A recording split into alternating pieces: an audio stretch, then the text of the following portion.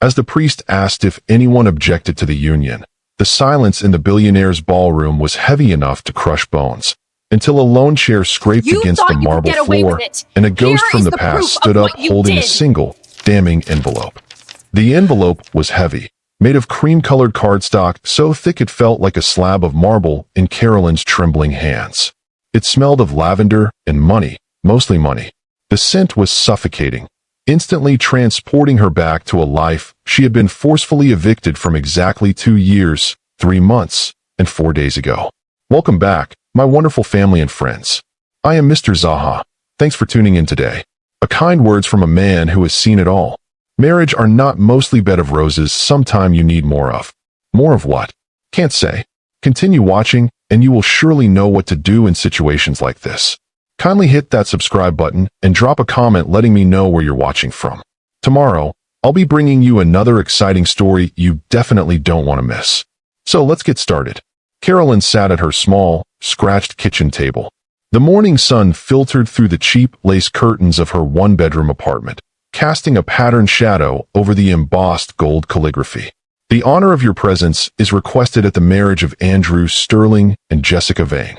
Her thumb brushed over Andrew's name. It still sent a jolt of electricity through her, followed immediately by the dull, aching throb of an old wound that refused to heal.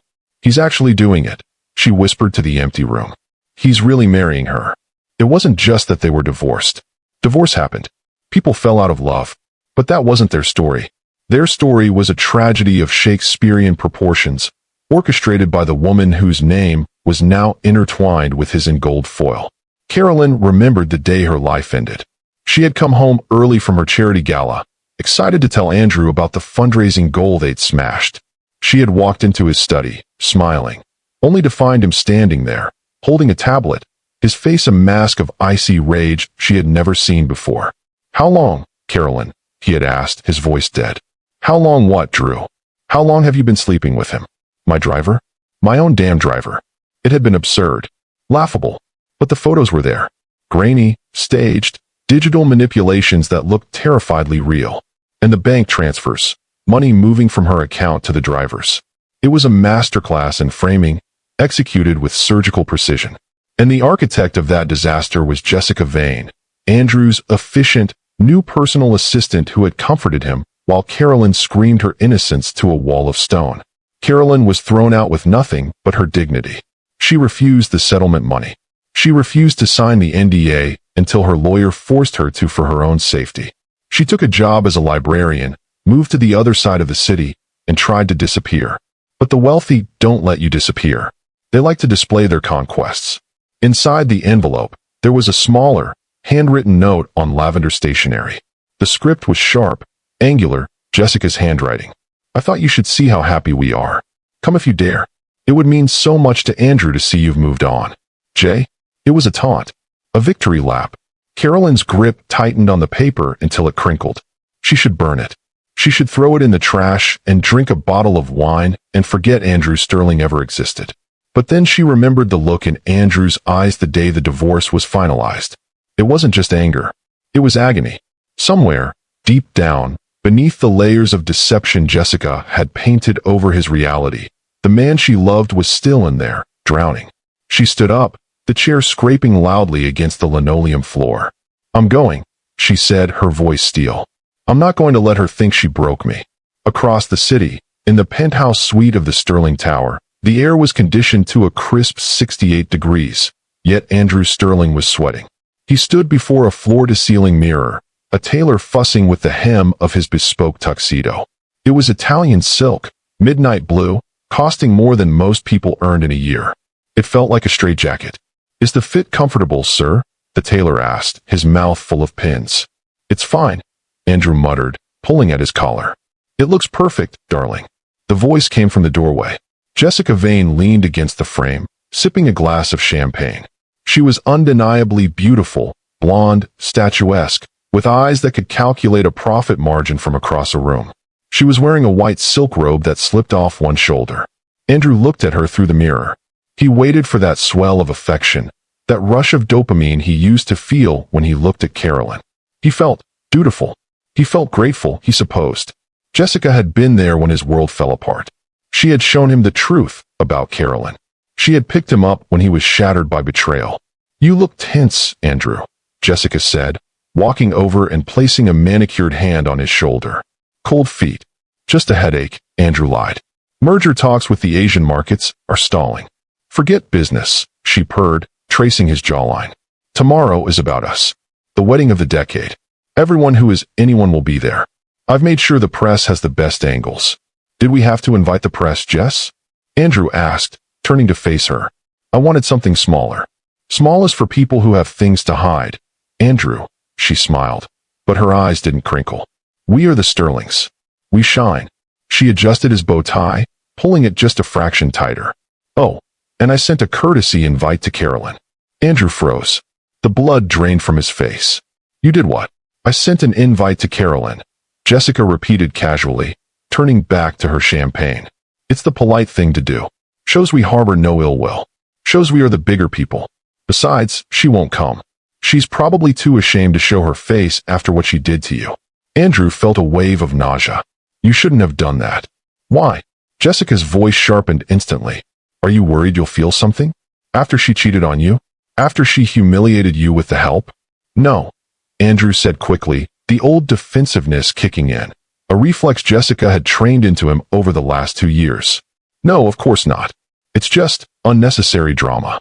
"It's only drama if you make it drama," Jessica said, finishing her drink. "I'm going to check on the floral arrangements. The orchids need to be perfect. White orchids, Andrew. Just like we discussed." She swept out of the room, leaving a trail of expensive perfume in her wake. Andrew turned back to the mirror. He looked at his own reflection, at the gray hairs that had appeared at his temples over the last 2 years. He looked tired. White orchids. Carolyn hated orchids. She loved wildflowers. Sunflowers, daisies, lilies. Things that grew wild and free. Orchids were too structured, too fussy. He reached into his pocket and pulled out a small, worn object. It was a silver cufflink, not the diamond ones he was wearing. It was engraved with a simple message, "Forever, C." He had told Jessica he lost it. He kept it hidden in the lining of his suit jacket. "Why?" he whispered to his reflection. "Why did you do it, Carolyn? We had everything." He still couldn't understand it. The evidence had been overwhelming, yet his heart still refused to sync with his brain. Every time he kissed Jessica, he felt a strange hollowness, a misalignment of the soul. But he pushed it down. Carolyn was the liar. Jessica was the savior. That was the narrative. That was the truth. Tomorrow, he would seal that truth with a ring. The wedding venue was the Grand Obsidian Hotel, a fortress of black marble and gold leaf located on the cliffs overlooking the ocean. It was a place designed to intimidate as much as impress. Carolyn arrived in a taxi. The line of cars waiting for valet was a parade of Bentleys, Rolls-Royces, and Ferraris. When her yellow cab pulled up, the valet looked confused, as if she were a delivery driver. Carolyn stepped out. She wasn't wearing designer couture. She was wearing a simple, deep emerald green dress she had bought from a vintage store. It fit her form perfectly, modest yet striking against her pale skin and auburn hair. She wore no jewelry, only her chin held high. She walked up the grand staircase, ignoring the whispers. "Is that her? The ex-wife? That's bold. I heard she's living in a studio apartment now. Look at that dress, so last season." The whispers were like bees, buzzing and stinging. But Carolyn walked through the swarm, without flinching. She handed her invitation to the hostess at the door. The hostess, a young woman with a clipboard, scanned the list. Her eyes widened. Ms. Reynolds. You're at table 19. Table 19. The back corner. Near the kitchen doors. Jessica's final petty insult. Carolyn walked into the ballroom. It was breathtakingly cold. Everything was white and silver. Thousands of white orchids hung from the ceiling like frozen stalactites. The lighting was harsh, designed to make the diamonds on the guest's neck sparkle, but it made everyone look pale, washed out. She found her table. It was empty, save for an elderly couple who looked like distant relatives of Andrew's that no one talked to, and a man sitting alone, nursing a whiskey. The man was younger, perhaps mid-30s, wearing a suit that was slightly rumpled. He had dark circles under his eyes and a nervous energy that made him tap his foot incessantly against the table leg. Carolyn sat down, smoothing her dress. "Hello." The man jumped slightly, spilling a drop of amber liquid on the white tablecloth. "Oh, hi. Sorry. Nerves. Wedding jitters?" Carolyn asked with a sad smile. "And you're not even the groom." "Something like that," the man muttered. He glanced at her, then did a double take. "Wait. You're Carolyn. Carolyn Sterling." "Carolyn Reynolds now," she corrected softly. The man stared at her with an intensity that made her uncomfortable. He looked like he wanted to say something, his mouth opening and closing. He looked toward the head table, where an empty throne awaited the bride and groom. "You shouldn't be here," the man said, his voice low. "I've been told that a few times today," Carolyn replied, pouring herself a glass of water. "But I needed to see it, to believe it." "No," the man leaned in, his eyes darting around the room to see if anyone was listening. "I mean, you really shouldn't be here. It's going to get ugly." Carolyn frowned. "What do you mean?" Before the man could answer, the lights dimmed. A hush fell over the room. A spotlight hit the grand double doors at the far end of the ballroom. The orchestra began to play. It wasn't the traditional wedding march. It was a grandiose, bombastic piece that sounded more like a coronation anthem. "Ladies and gentlemen," the announcer boomed. "Please rise for the groom, Mr. Andrew Sterling." Andrew walked in. He looked like a prince from a fairy tale, but a prince who had been cursed. His face was pale, his jaw set, so tight a muscle ticked in his cheek. He walked down the aisle, nodding mechanically to the guests. When he reached the altar, he turned. His eyes scanned the room. He wasn't looking at the guests, he was searching. And then, across the sea of 500 people, through the glare of the spotlights and the haze of white orchids, his eyes locked onto table 19. He saw her. He saw the emerald green dress. He saw the auburn hair cascading over her shoulders. He saw the woman who had held his hand when his father died, the woman who had built his empire alongside him, the woman he had sworn to love forever until he thought she broke his heart. For a second, Andrew stopped breathing. The mask of the billionaire slipped, revealing a man in agonizing pain. "Don't do it," Carolyn whispered, though he couldn't possibly hear her. Then, the music swelled. The doors opened again. Jessica appeared. She was a vision of excess. Her dress was a cloud of lace and crystals, the train 20 feet long, carried by 4 flower girls. She beamed, a smile of absolute triumph. She didn't look at Andrew with love. She looked at him like he was the final piece of her collection. As Jessica began her walk down the aisle, the man at Carolyn's table, the rumpled stranger with the whiskey, reached into his jacket pocket. He didn't pull out a phone to take a picture. He pulled out a thick, brown envelope. He looked at Carolyn, his eyes filled with a strange mixture of fear and determination. "My name is Marcus," he whispered to her. "And I'm sorry for what I helped her do to you." Carolyn's heart stopped. "What?" "Watch," Marcus said, standing up as the bride passed their table.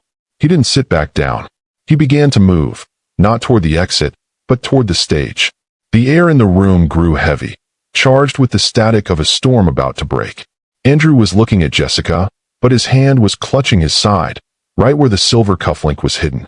The ceremony began with a hymn sung by a choir flown in from Vienna, their voices angelic and pure, filling the cavernous ballroom with a sound that felt entirely at odds with the tension coiling in the room.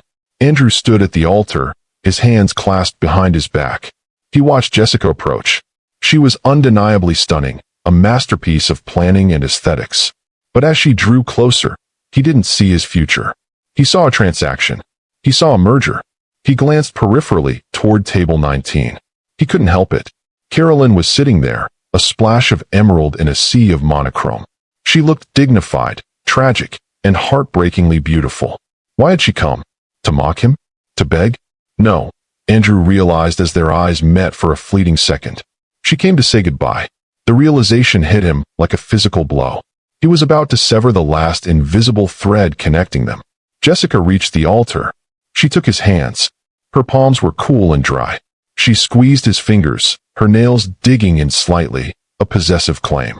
"You look handsome," she whispered, though her eyes were scanning the crowd, checking the angles for the photographers.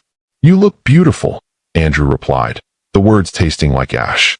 The officiant, a bishop with a booming voice, cleared his throat. "Dearly beloved, we are gathered here today in the presence of God and these witnesses." The words washed over Andrew. He felt lightheaded. Memories of his first wedding intruded. a small ceremony in a garden. Carolyn laughing as she tripped on her veil, the way he had caught her, the way they had whispered promises they actually meant. To join this man and this woman in holy matrimony. At table 19, Marcus was standing. He wasn't rushing. He was moving with the slow, terrifying deliberation of a man walking to the gallows. He navigated between the round tables, clutching the brown envelope against his chest. Carolyn watched him, her heart hammering against her ribs. "I'm sorry for what I helped her do to you." What did he mean? Who was he? People began to notice. Heads turned. A ripple of murmurs started at the back of the room and spread forward like a wave. The bishop continued, oblivious. "If anyone can show just cause why they may not lawfully be joined together, let them speak now or forever hold their peace." It was the part of the ceremony everyone ignored. The rhetorical question. The formality. But the silence that followed was shattered by a voice that was shaky but loud enough to reach the rafters. "I object." The silence that followed was absolute. It wasn't just quiet. The air was sucked out of the room. The bishop froze. Jessica stiffened, her grip on Andrew's hands tightening to a painful vice. Andrew blinked, shaking himself out of his trance. He turned. Standing 10 feet away, at the base of the altar steps, was the man in the rumpled suit. Jessica whipped her head around. Her face, a mask of bridal perfection a second ago, contorted into a snarl of recognition and panic. "Security," she hissed, her voice low but venomous. "Get him out. He's drunk." Two large security guards in black suits stepped out from the shadows, moving toward Marcus. "Wait," Andrew said. His voice wasn't loud, but it carried authority. "Andrew, don't," Jessica pleaded, stepping between him and Marcus. Her smile was back, plastered on tight. "Darling, it's just a crasher. Probably a paparazzi stalking us. Don't give him the attention." "I'm not a crasher," Marcus said, his voice gaining strength. He held up the envelope. "And I'm not drunk. I'm the man you paid $50,000 to destroy your marriage, Jessica." The gasp from the crowd was audible. Andrew pulled his hand away from Jessica. "What did you say?" "Security." Jessica screamed now, abandoning the facade. "Remove him. Now." The guards grabbed Marcus by the arms. "Let him speak." The voice came from the back. It was Carolyn. She had stood up, her hands trembling, her green dress a beacon. She didn't know what was happening, but she knew the truth was fighting to get out. Andrew looked at Carolyn, then at Jessica, whose eyes were wide with a terror he had never seen before. "Let him go," Andrew commanded the guards. "Bring him here." "Andrew, please." Jessica grabbed his lapel, her desperation leaking out. "This is insane. He's lying. He's clearly deranged. Look at him. He's trying to ruin our day.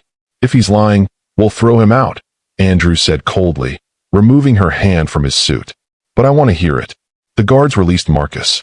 He walked up the steps, his legs shaking, until he stood face to face with the billionaire. "Who are you?" Andrew asked. "My name is Marcus Trent," he said. "I'm a digital forensic artist. Or, I was, before I started taking freelance jobs for people like her." He pointed a shaking finger at Jessica. "I don't know who this person is," Jessica spat, though she was turning a sickly shade of gray. "You don't." Marcus laughed, a dry, humorless sound. "You hired me 3 years ago. You said you needed to protect the company assets. You gave me access to Mrs. Sterling's, Carolyn's, cloud accounts. You gave me photos of the driver. And you gave me a script. The truth is starting to spill. If you are hooked, hit the subscribe button now. You don't want to miss how this ends." Andrew felt the room spinning. "What script?" "The affair," Marcus said. He opened the envelope. He pulled out a series of glossy photographs. They were the same photos Andrew had stared at for nights on end. Carolyn and the driver, leaning close, kissing in the car, entering a hotel. "I made these," Marcus said simply. "They're deep fakes. Good ones. The best money can buy. But they aren't real. I took existing footage of the driver, combined it with paparazzi shots of Carolyn, and synthesized the lighting." He handed the photos to Andrew. Then he pulled out another sheet. "And the bank transfers? The money from Carolyn to the driver?" Marcus continued. "That was hacked. I set up a mirror routing number. The money never came from her. It came from a shell account funded by Jessica Vane." Andrew took the papers. His hands were shaking so hard the paper rattled. He looked at the bank statements Marcus had provided. There was the paper trail. Dates. Times. IP addresses. "Why?" Andrew whispered. Why are you doing this now? Marcus looked down at his shoes. Because she didn't pay me the last installment, he admitted, his voice full of shame. She told me I was loose ends and threatened to have me arrested for hacking if I ever spoke up. I lost my job, my reputation. I have nothing left. But today, he looked back at table 19. I saw Carolyn walk in. I saw the way she looked at you. And I realized, I didn't just hack a bank account. I killed a family. Andrew stared at the papers. The math was irrefutable. The evidence was concrete. He slowly turned to look at Jessica. She wasn't crying. She wasn't begging. She was standing there, statue still, her face void of emotion. The mask had fallen completely, revealing the cold, calculating machinery underneath. Is it true? Andrew asked. His voice was barely a whisper, but in the silent room, it sounded like a thunderclap. Jessica sighed, a sound of annoyance rather than regret. Does it matter, Andrew? Does it matter? He roared, the sound echoing off the marble walls. You destroyed my life. You made me divorce the woman I loved. You made me believe she was a monster. I made you see what you needed to see. Jessica snapped back, her voice rising to match his. She was weak, Andrew. She was holding you back. She wanted you to be a philanthropist, a family man. I wanted you to be a king. Look at what we've done in 2 years. Stock prices doubled. Acquisitions tripled. I made you better. You made me hollow, Andrew said, the realization washing over him like ice water. You isolated me. You fed me lies. He looked down at the ring on his finger, the engagement ring he had worn for 6 months. He ripped it off and threw it. It skittered across the marble floor, a useless piece of metal. Get out, Andrew said. Andrew, be reasonable. Jessica took a step forward, her eyes flashing. We have a prenup. We have contracts.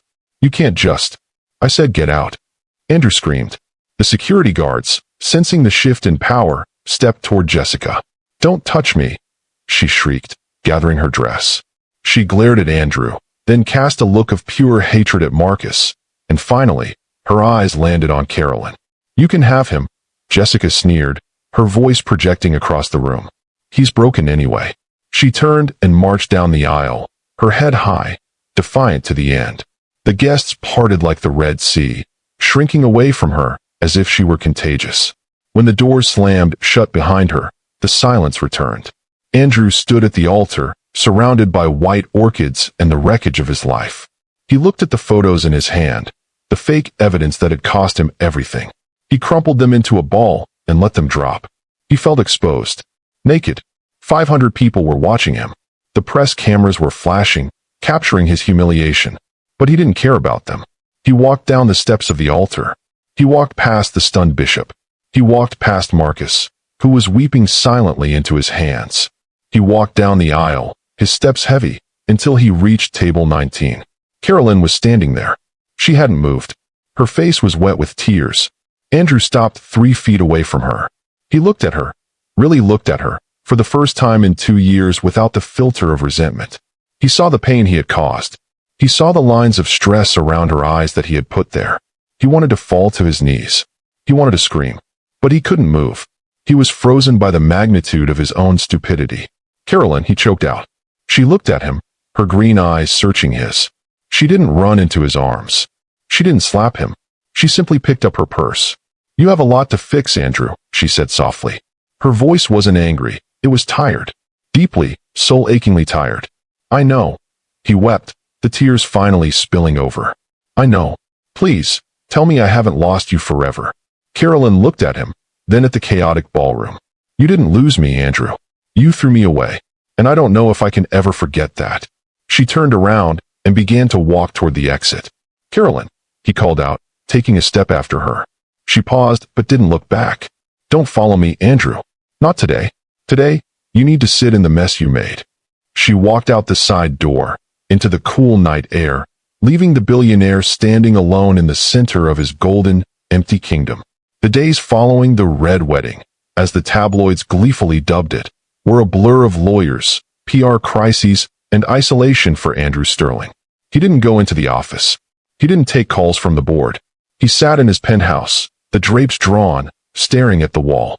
He had fired his entire personal staff, everyone Jessica had hired. He had launched a full internal audit. He had Marcus Trent put in a protective hotel suite, cooperating with the police to build a fraud case against Jessica. But none of that fixed the hole in his chest. Every time he closed his eyes, he saw Carolyn's face at the wedding. You threw me away. He couldn't stay in the penthouse. It smelled like Jessica's perfume. It felt like a prison. On the fourth day, he ordered his old driver, the one Jessica had fired and framed, a man named Henry, to be rehired. He personally went to Henry's house, apologized, and offered him triple his salary and a full scholarship for his kids. Henry, a good man who had suffered his own hell because of the lies, hesitated but eventually accepted the apology, seeing the genuine brokenness in Andrew's eyes. "Where to, Mr. Sterling?" Henry asked, opening the door of the car. It wasn't the Rolls-Royce. It was a simple black sedan. "Take me to the lake house," Andrew said. The lake house was where he and Carolyn had lived before the money got too big, before the city penthouse. It was a sprawling cottage on the edge of the city, surrounded by pines. It was the only property Andrew had refused to sell during the divorce, though he hadn't set foot in it since she left. When he arrived, the house was dusty. The garden was overgrown. Weeds choked the rose bushes Carolyn had planted. Andrew walked inside. It was like stepping into a time capsule. Her books were still on the shelves. A half-finished painting she had been working on sat in the corner of the sunroom. He walked into the kitchen and saw a mug sitting on the counter. It was dusty, but it was hers. He sat down on the floor of the kitchen and wept. He cried until his throat was raw. He cried for the time lost, for the cruelty he had inflicted, for the arrogance that had made him blind. He realized that wealth had made him lazy. He had outsourced his trust. He had let someone else curate his reality because it was easier than looking closely. "I have to win her back," he whispered to the silence. "But how? You don't buy back a woman like Carolyn. You can't send flowers to apologize for destroying her reputation." He needed to do something more. He needed to clear her name, loudly and publicly.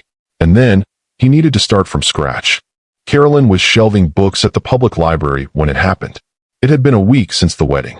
She had turned off her phone to avoid the reporters camped outside her building. She found solace in the smell of old paper and the quiet of the stacks. "Carolyn." She turned. It was her boss, Mrs. Gable. "There's someone here to see you. I told him you were working, but he insisted." Carolyn's stomach dropped. "If it's a reporter, tell them I'll call the police." "It's not a reporter," Mrs. Gable said, looking flustered. Well, you better come look." Carolyn walked out to the main lobby of the library. She expected to see Andrew. She was prepared to tell him to leave. But it wasn't Andrew. It was a truck. A massive delivery truck parked outside the glass doors. And men were unloading boxes. Dozens of them. And standing in the middle of the lobby was Henry, the driver. "Henry," Carolyn gasped, rushing over to him. She hugged him, tears springing to her eyes. "Oh my God, Henry. I'm so sorry. I'm so sorry for everything." "It's okay, Mrs. S." Henry smiled, patting her back. "We're good. Mr. Sterling fixed it. He cleared my name. My wife knows the truth now." "What is all this?" Carolyn asked, gesturing to the boxes. "Mr. Sterling said you mentioned the library was underfunded," Henry said. "This is 5,000 new books. And 20 new computers for the student center." Carolyn stared at the boxes. It was a grand gesture. Typical Andrew. Throwing money at a problem. "I can't accept this," she said, her jaw tightening. "He thinks he can just write a check and everything is fine?" "No," Henry said softly. "He knows he can't. That's why he didn't come himself. He said he doesn't deserve to be in the same room as you yet." Henry reached into his pocket and pulled out a letter. "He asked me to give you this." Carolyn took the letter. It wasn't on expensive cardstock. It was on plain notebook paper. She opened it. "Carolyn, I am not writing this to ask for forgiveness. I haven't earned the right to ask for that yet. I am writing to tell you that I have released a full statement to every major news outlet. I have admitted my failure, my blindness, and the falsity of every accusation made against you. The world knows you are innocent. They know I was the fool. I am living at the lake house. I'm clearing the weeds in the garden. I remember you said the roses need to be pruned in the fall. I'm trying to learn how to do it without hurting them. I will wait, however long it takes, even if it's forever." Carolyn folded the letter. Her heart gave a painful thump. He was at the lake house. She looked at the books. She looked at Henry. "Tell him." She started, then stopped. She wasn't ready. The wound was too fresh. "Tell him the roses need plenty of water." Henry smiled. "I'll tell him." If you've ever had to forgive the unforgivable, leave a comment below. Let's see how Andrew fights for what he lost. The lake house sat on the edge of the water like a memory fading into the mist. It was a structure of cedar and stone, built for endurance, but currently, it looked as fragile as Andrew felt. 3 weeks had passed since the wedding disaster. 3 weeks of silence. Andrew Sterling, a man who once commanded fleets of ships and moved markets with a whisper, was currently on his knees in the mud. He was wearing a pair of stained denim jeans and a flannel shirt that had seen better days, clothes he had bought at a local hardware store because his bespoke suits felt like costumes now. He was weeding the rose bed. "You have to be gentle," he muttered to himself, repeating the words Carolyn had taught him years ago. "Pull from the root, but don't disturb the soil around the bloom." His hands, once manicured and soft, were blistered and raw. There was dirt under his fingernails that no amount of scrubbing could remove. His back ached. He was sweating despite the chill in the October air. He hadn't looked at his phone in days. He knew what was happening out there. Jessica was being indicted on fraud charges. Marcus's testimony had been damning. The sterling stock had taken a hit, then rebounded as investors realized the erratic behavior of the CEO was actually a man waking up from a coma of manipulation. But none of that mattered. He looked at the roses. They were struggling. The weeds Jessica had let grow wild had choked the life out of them. But there were a few buds, small and defiant, pushing through the neglect. "I'm trying," he whispered to the flowers. "I promise I'm trying." A clap of thunder rattled the windows of the house behind him. Andrew looked up. The sky over the lake had turned a bruised purple. The wind was picking up, whipping the surface of the water into whitecaps. A storm was coming, a bad one. He stood up, wiping his hands on his jeans. He needed to secure the shutters. The old latch on the west window was broken. He had been meaning to fix it. If the wind caught it, the glass would shatter. As the first fat drops of rain began to fall, Andrew saw headlights cutting through the gloom of the long, gravel driveway. His heart hammered against his ribs. No one came here. He had forbidden his staff from visiting. The car, a modest silver sedan, pulled up near the porch.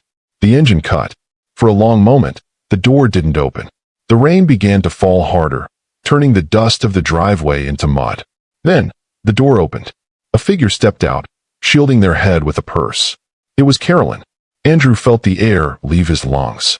He stood frozen in the garden, the rain instantly soaking his flannel shirt. She was here. She was actually here. Carolyn ran for the porch, ducking out of the downpour. Andrew abandoned his tools and walked toward her, his boots squelching in the mud. He stopped at the bottom of the porch steps, looking up at her. She looked tired. There were shadows under her eyes, and she was hugging her cardigan tight around her frame. But her eyes were sharp, guarded. "Carolyn," he said, his voice hoarse. "You shouldn't be out in this." The forecast said. "I didn't come for the weather report, Andrew." She cut him off, her voice contending with the rising wind. She looked him up and down, taking in the dirty jeans, the messy hair, the blisters on his hands. A flicker of surprise crossed her face, but she masked it quickly. "I came because the bank called me," she said, her tone businesslike, though her hands were trembling slightly. "My name is still on the deed to this house, Andrew. Apparently, you haven't been answering their calls about the insurance renewal." I haven't been answering anyone," he admitted. "Well, they called me. They said there's a storm warning. Flash floods. High winds." She gestured to the darkening sky. "I wanted to make sure the house didn't float away. It's the only thing we built that's still standing." The words were a dagger, precise and sharp. "I'm securing it now," Andrew said, wiping rain from his eyes. "The west shutter is loose." "I was just about to." A massive peal of thunder shook the ground. The sky opened up, transforming the rain into a deluge. The wind howled, tearing through the trees with a scream. "Get inside," Andrew shouted over the roar. Carolyn hesitated, looking at her car, then at the house. The driveway was already turning into a river. She had no choice. She turned and opened the front door. Andrew followed her in, wrestling the door shut against the wind. The silence of the house was sudden and heavy. The only sound was the drumming of rain on the roof and their own ragged breathing. They stood in the hallway. Water pooled around Andrew's boots. Carolyn was shivering. "I'll get you a towel," Andrew said, moving instinctively toward the linen closet. "I know where the towels are, Andrew," she said softly. "I lived here for 6 years." She walked past him, the scent of her rain-dampened hair hitting him, vanilla and ozone. It was the smell of home. It made his knees weak. They met in the kitchen. Andrew had dried his face, but his clothes were still damp. Carolyn was wrapping a dry towel around her shoulders. She looked around the room. She noticed the lack of staff. She noticed the sink full of dishes that Andrew had clumsily washed. She noticed the single plate on the drying rack. "You're really staying here alone?" she asked. It wasn't an accusation, it was curiosity. "I couldn't go back to the penthouse," Andrew said, leaning against the counter to keep himself steady. "It didn't feel like mine. This is the last place I remember being a decent man." Carolyn looked at him, her green eyes piercing. "Being decent doesn't erase what you did, Andrew." "I know," he said quickly. "I know that. I'm not asking it to." "Then what are you doing?" she asked, her voice rising slightly. "Why are you playing gardener? Why are you hiding out here? Is this your penance? Do you think if you suffer enough, if you get enough blisters, the universe will balance the scales?" "No," Andrew said. "I'm not trying to balance scales. I'm trying to find the person you loved. Because I killed him, Carolyn. I killed him the day I listened to Jessica instead of you." Carolyn laughed, a harsh, brittle sound. "You didn't just listen to her, Andrew. You believed her. You believed that the woman who nursed you through pneumonia, the woman who built your company from a garage startup, was capable of sleeping with your driver for spare cash." She took a step toward him, the anger finally breaking through the composure. "Do you know what that felt like?" she demanded. "To stand in front of the man I adored and see nothing but disgust in his eyes? You didn't even ask me. You just handed me the papers." "I was a coward," Andrew whispered, shame burning his face. "You were arrogant," she shouted. "You were so used to people wanting your money that you forgot I never cared about it. I loved you, Andrew. And you threw me away like I was a bad investment." The lights flickered. Once. Twice. Then the house plunged into darkness. The power was out. The only light came from the occasional flash of lightning illuminating the kitchen in stark, blue-white bursts. "I have candles," Andrew said into the dark, his voice shaking. "In the pantry." "I know where the candles are," Carolyn snapped. She fumbled in the dark. A match flared. She lit a thick vanilla candle on the island. The warm glow illuminated her face. She was crying. Andrew saw the tears and felt his heart shatter all over again. He wanted to reach out, to wipe them away, but he kept his hands gripped on the counter edge. He wasn't allowed to touch her. "I was jealous," Andrew said. The confession hung in the air between them, fragile and ugly. Carolyn looked up, the tear tracks glistening on her cheeks. "What?" "I was jealous," Andrew repeated, forcing himself to look her in the eye. "That last year, before the divorce. You were shining, Carolyn. You were running the charity foundation. Everyone loved you. You were happy. And I was miserable. The company was consuming me. I felt small. I felt like I was losing you, even though you were right there." He took a breath, the words tasting like bile. "So when Jessica came, when she started whispering that you were bored with me, that you found excitement elsewhere, it was easier to believe that you were the villain than to admit I was failing as a husband." Carolyn stared at him. The candle flame flickered, casting dancing shadows on the walls. "You destroyed us because you were insecure," she whispered. The tragedy of it seemed to suck the oxygen out of the room. "Yes," Andrew said. "I let my ego destroy the only thing that mattered. And when I saw those photos, those fake, damn photos, it felt like confirmation of my worst fear, that I wasn't enough for you." Carolyn wrapped her arms around herself. "You were everything to me, Andrew. That's why it broke me." She looked away, toward the dark window where the rain lashed against the glass. "I saw the news," she said quietly. "About what you did for Henry. About the library." "It's just money," Andrew said dismissively. "It's easy." "It's not just money," she corrected him. "You publicly apologized. You admitted you were wrong. Men like you don't do that. Men like you bury the mistake." "I'm not that man anymore," Andrew said. "I don't want to be the billionaire, Carolyn. I don't care about the board. I don't care about the reputation. I'd burn it all down if it meant I could sit at this table with you and have coffee like we used to." Carolyn looked at him. The anger was receding, replaced by a profound sadness. "I don't know if I can trust you again," she admitted. "Trust isn't a light switch, Andrew. You can't just turn it back on because you're sorry." "I know," Andrew said. He reached into his back pocket. He pulled out a folded piece of paper. It was damp from the rain. He slid it across the island toward her. "What is this?" she asked. "It's the deed to the house," Andrew said, "and the transfer papers for the majority of my non-voting stock assets." Carolyn frowned. "I don't want your money, Andrew. I told you that. It's not a payoff," Andrew said intensely. "It's leverage. If you sign that, you control me. You own the house. You own the funding for the company. You hold the cards." He took a step closer, entering the circle of candlelight. "I am giving you the power to destroy me, Carolyn. Just like I destroyed you. You can take this, kick me out of this house right now, sell the company pieces, and leave me with nothing. And I won't stop you. I won't fight it." Carolyn stared at the papers. She looked at Andrew.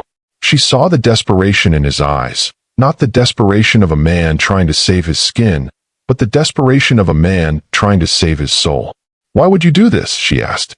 "Because I need you to know that I'm not holding anything back," Andrew said, his voice cracking. "I am completely at your mercy. I am yours. I always was. I just was too stupid to see it." Carolyn reached out. Her fingers brushed the paper, but she didn't pick it up. Instead, her hand continued across the table until her fingertips brushed Andrew's hand. His skin was cold. Hers was warm. The contact sent a shockwave through him. "You're an idiot, Andrew Sterling," she whispered. "I know," he choked out. "And you're a terrible gardener," she added, a ghost of a smile touching her lips. "I saw the hydrangeas. You pruned them all wrong." Andrew let out a wet, shaky laugh. "I'll learn. If you teach me." Carolyn pulled her hand back, but the rejection wasn't total. "I'm not signing these papers, Andrew. I don't want to own you. Love isn't about ownership. That was your mistake." She picked up the candle. "But the storm isn't stopping, and the roads are flooded. I can't leave tonight." Andrew nodded, his heart pounding so hard he thought she might hear it. "You can take the bedroom. I'll sleep on the couch." "No," Carolyn said. She looked at him, her eyes searching for the truth of him one last time. "The couch is dusty, and it's cold." She turned toward the hallway. "You can sleep in the chair in the bedroom, but you have to tell me everything. Every lie Jessica told. Every moment you doubted. I want the whole truth, Andrew. Tonight. You'll have it," Andrew vowed. Every word. He followed her into the darkness of the hallway, leaving the deed on the table, unsigned and irrelevant. The storm raged outside, battering the old house, but inside, the foundation was beginning to settle. They weren't fixed. They weren't healed, but they were under the same roof, and for the first time in 2 years, they were facing the same direction. The violent winds that had battered the lake house all night receded, leaving behind a silence so profound it felt sacred. Outside, the world was dripping wet, the sunrise painting the scattered clouds in hues of bruised purple and healing gold. Inside the bedroom, Andrew woke up with a start. His neck was stiff. He had slept in the armchair in the corner, his legs cramped, watching over Carolyn like a sentry. He looked toward the bed. It was empty. Panic, cold and sharp, spiked in his chest. Had she left? Had the vulnerability of the night before been a mistake, a momentary lapse in judgment that vanished with the daylight? He scrambled out of the chair, his boots thudding heavy on the hardwood floor. He rushed into the hallway, then the kitchen. Empty. The back door was wide open, letting in the cool, earth-scented air. Andrew ran out onto the porch. She was there. Carolyn was standing in the garden, her back to him. She was wearing his oversized flannel shirt over her dress, her bare feet deep in the wet grass. She was looking at the rose bushes, the ones he had been so clumsily trying to save. Andrew let out a breath that was half prayer, half sob. He walked slowly down the steps, the wood creaking under his weight. "I thought you left," he said, his voice rough with sleep. Carolyn didn't turn around immediately. She reached out and touched a broken stem on one of the bushes. "The storm was hard on them," she said softly. "This one, the piece rose, it snapped." Andrew stepped up beside her. He looked at the damage. The garden was a mess of mud and torn leaves. "I'll replant it," he said. "I'll buy a new one today." "No," Carolyn said. She finally looked at him. Her face was scrubbed clean of makeup, pale but radiant in the morning light. "You don't just replace things when they break, Andrew. That's the old you. The billionaire who buys a new vase because he can't be bothered to glue the old one back together." She pointed to the base of the snapped rose. "Look, the roots are still holding. If you prune it back, wrap it, and give it time, it might bloom again next year. It will have a scar.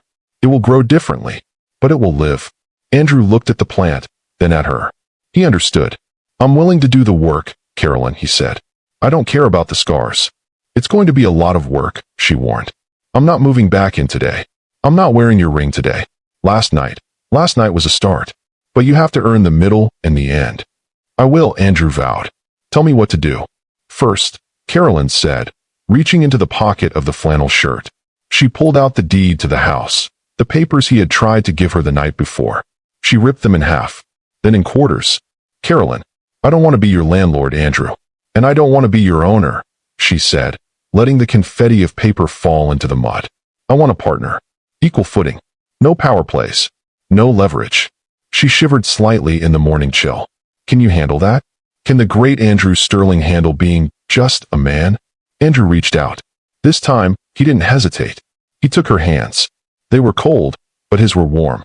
Andrew Sterling, the billionaire, died at that wedding, he said quietly. I'm just Andrew now, and Andrew would very much like to make you breakfast. Although, be warned, I only know how to make toast. Carolyn's lips twitched, and then a genuine smile broke through. The first real smile he had seen in 2 years. It was like the sun coming out. Toast sounds perfect, she said.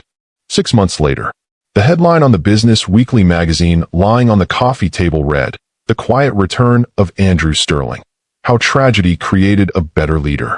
But Andrew wasn't reading it. He was busy chopping carrots. The kitchen of the lake house smelled of roasting garlic and rosemary. It was Saturday night. 6 months ago, a Saturday night would have meant a gala, a board dinner, or a silent, lonely meal in a penthouse. Now, it meant cooking lessons. You're cutting them too thick, Carolyn said, coming up behind him. She nudged his hip with hers. They won't roast evenly. I like them rustic, Andrew argued, grinning. He looked healthier now. The gray at his temples was still there, but the lines of stress around his eyes had softened. He wore a simple sweater and jeans. He looked 10 years younger. Rustic is code for lazy, Carolyn teased, taking the knife from him. Her hand lingered on his. The last 6 months hadn't been a fairy tale montage. They had been hard. There were days when Carolyn wouldn't answer his calls because a memory of the betrayal had resurfaced. There were therapy sessions, couples counseling that left them both drained and raw. Andrew had stepped down as CEO, taking a role as chairman so he could focus on the Sterling Reynolds Foundation, a charity he had renamed to include her maiden name. He had poured his energy into the library project, into housing initiatives, into things that actually mattered. He had also faced the music with Jessica. She was currently serving a 5-year sentence for corporate espionage and fraud. Andrew hadn't attended the trial. He had sent a lawyer. He didn't need to see her. She was a ghost of a life he no longer lived. And Marcus? The guest who had exposed it all? Andrew had hired him. Marcus now led the cybersecurity division of the foundation, using his skills to protect vulnerable people from digital fraud. It was a strange circle of redemption, but it worked. Andrew, Carolyn asked, snapping him out of his reverie. You're staring.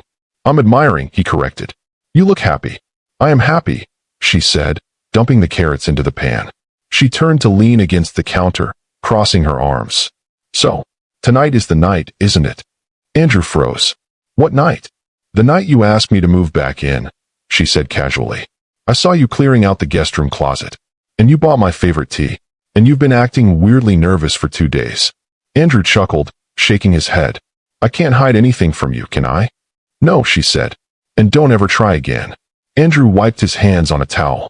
He walked over to the drawer, the junk drawer where they used to keep batteries and twine. He pulled out a small velvet box. Carolyn's breath hitched. Andrew, I said I didn't want the big diamond back.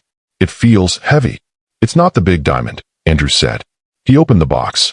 Inside wasn't a rock the size of a skating rink. It was a simple band. Gold. Inset with tiny, colorful stones. An emerald, a sapphire, a ruby. I found it in an antique shop, Andrew said, his voice trembling slightly. The shopkeeper said it's a dearest ring.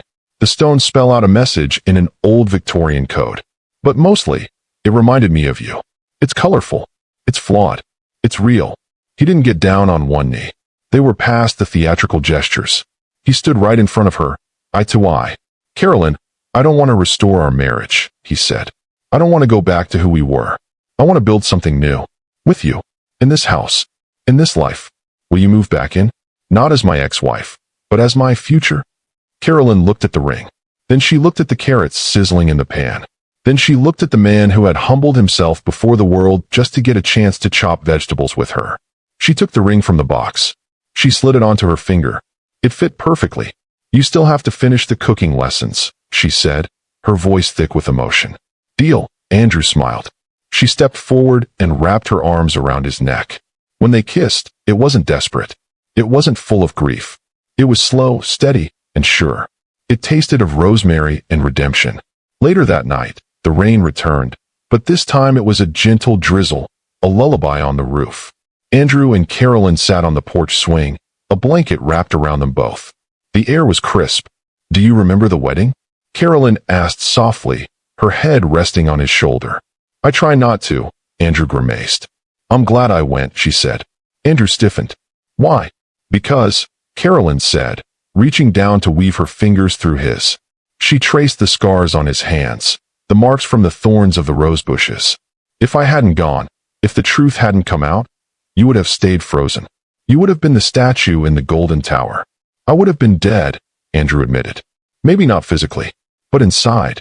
He reached into his pocket and pulled out the silver cufflink, the one engraved forever, see. He had kept it in his pocket every single day. "You gave this to me on our first anniversary," Andrew said, turning the silver over in the moonlight. "I used to think forever meant time. I thought it meant we just had to endure the clock. And now?" Carolyn asked. "Now I know," Andrew said, pressing the cool metal into her palm. "Forever isn't a measurement of time, Carolyn. It's a measurement of effort. It's choosing the same person over and over again, even when it's raining. Especially when it's raining." Carolyn closed her hand over the cufflink, holding it tight. She looked out at the garden. In the moonlight, the rose bush, the one Andrew had pruned and bandaged 6 months ago, was visible. And there, on the branch that had once been snapped and broken, a single, deep red rose had bloomed. It was wild. It was imperfect, but it was alive. "Welcome home, Andrew," she whispered. Andrew pulled the blanket tighter around them. "I'm home. Thank you so much for watching my story all the way to the end. Your support means everything. Don't forget to subscribe to my channel and drop a comment below. I'd love to hear your thoughts."